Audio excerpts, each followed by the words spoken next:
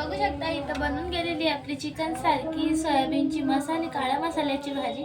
जर रेसिपी आवडली असेल तर एक लाईक एक कमेंट नक्कीच करा। पूरा व्हिडिओ एंड पर्यंत बघा। तर मित्रांनो आज आपण करणार आहोत सोयाबीन ती पण काळ्या मसाल्याची। तर इथं बघा आपण सोयाबीन एका प्लेटमध्ये घेऊन घेतलेली आहे।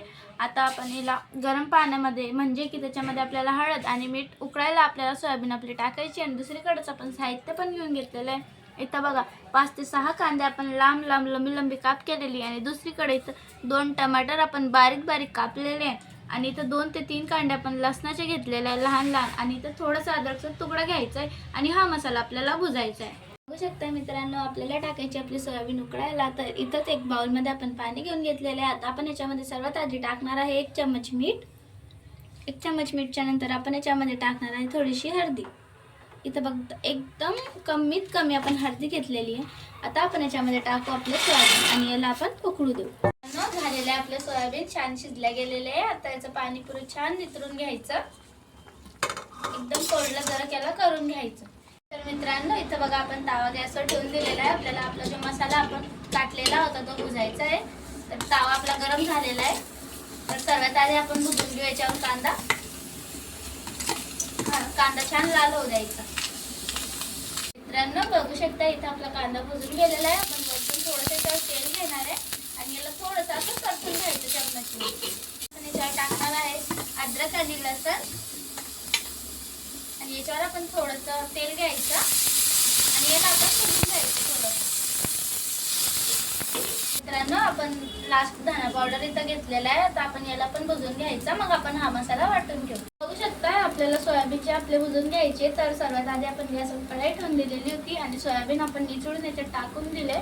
हलके हलके चटके लागू द्यायचे आणि वरतून थोडंसं तेल परतून घ्यायचं। बघू शकता इथं आपण आपला मसाला भुजून घेतलेला होता आणि आपण मसाला मिक्सरच्या भांड्यामध्ये काढून घेतलेला आहे आणि आता आपण याच्यावर वरतून टाकणार आहे 1 चम्मच मीठ। अजून परत याच्यावर आपण थोडीशी हळदी घ्यायची आहे। हा मसाला जो आहे आपल्याला वाटून घ्यायचा। तर आपण थोडं चटके लागून दिलेले आहे सोयाबीनला 1 चम्मच तेलामध्ये। आता आपली सोयाबीन झालेली आहे। आता आपण याला काढून घेऊ प्लेटमध्ये। आपल्याला करायची आहे भाजीची सुरुवात। आपण सोयाबीन जे आपले भुजून घेतलेले आणि त्याच कढईमध्ये आपण तेल पण घेऊन घेतलेलं आहे। तर 5 चम्मच आपण तेल टाकलेलं आहे। आता आपण सर्वात आधी याच्यावर टाकणार आहे लाल मिरची फोडली। तर लाल पावडर घेऊन घेतलेला आपण मिरचीचा, त्याला थोडंसं हलवून घ्यायचं हलक्या हाताने। याच्यामध्ये सोडायचा मसाला जो आपण वाटून घेतलेला आहे भुजलेला मसाला। बघा आपण मसाला टाकून दिलेला आहे त्याच्यात। आता आपण त्यात थोडंसं पाणी टाकणार आहे मिक्सर ग्राइंडरमध्ये फिरवून। तर आपण याच्यामध्ये टाकून द्यायचा 1 टमाटर वरतून कापून आणि या मसाल्याला थोडा हाताने हलका हलवून घ्यायचं आणि आपल्याला टाकायचे याच्यामध्ये 2 मसाले।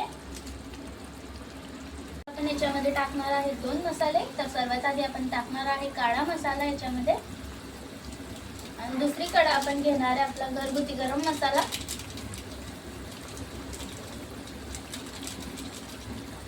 तर हा मसाला पण आपण टाकून देणार आहे। एक वेळेस असं ट्राय करून बघा, एकदम साधं सिंपल पद्धतीने मटणाचा टेस्ट नक्कीच येईल। मित्रांनो हा सिंपल पद्धतीने मटणाचा टेस्ट नक्कीच येईल। मित्रांनो हा जो आपला मसाला आहे त्याला ठेवायचा आलेला आहे। मित्रांनो आपला मसाला छान तळून सुटलेला आहे, तुम्ही बघू शकताय तेल आलेलं आहे त्याला वरतून।